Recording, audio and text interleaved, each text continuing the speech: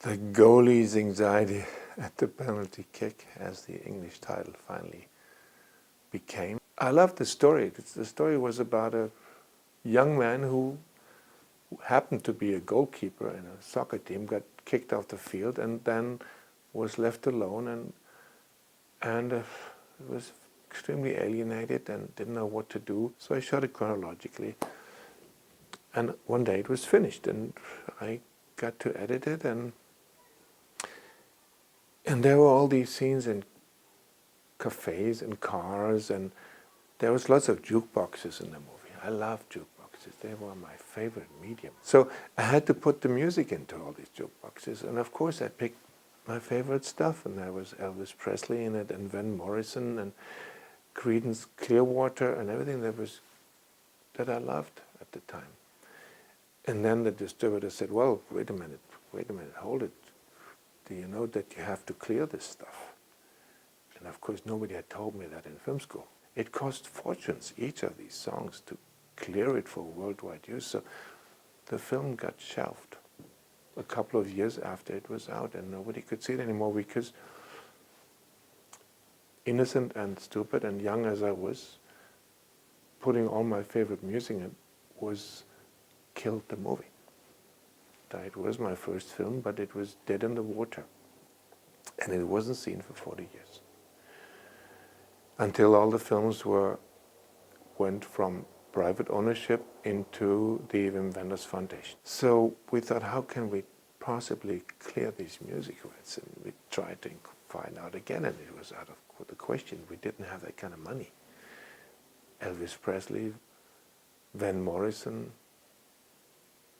Roy Orbison, each quote that we got was all our budget we had, but we had like 8 or 9 songs in there. So then we tried to find out, and we thought either the film keeps dead in the water, stays dead in the water, or maybe there is some wizardry that we can use.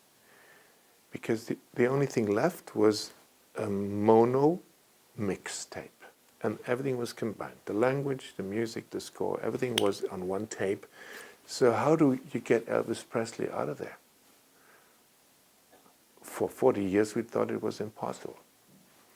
And then we realized now, thanks to digital wizardry, you could actually do that. You could, with some very sophisticated tools, pull the music out of the mixed track, pull it out, and slip another music in there. So we found musicians who were able and ready to live up to the opportunity. And we recorded music by look-alike music for Elvis Presley and Roy Orbison and Creedence Clearwater and all these heroes, and recorded it on monaural equipment, on analog equipment like they would have been recorded at the time, except it was accompanied by digital machineries to keep the musicians on the millisecond on the beat. And then those new mono tracks were slipped, so to speak, under it, and you don't hear Elvis anymore.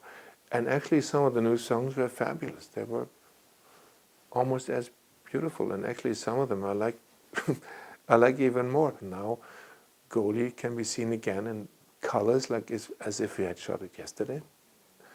The digital restoration looks like our festival print in 1972. It looks like it was just shot yesterday. And of course the negative was 45 years old.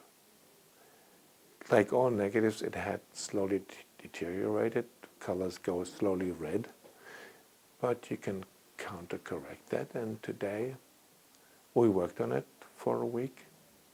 Donata and I, my wife and I, on the color, and I think it never looked better.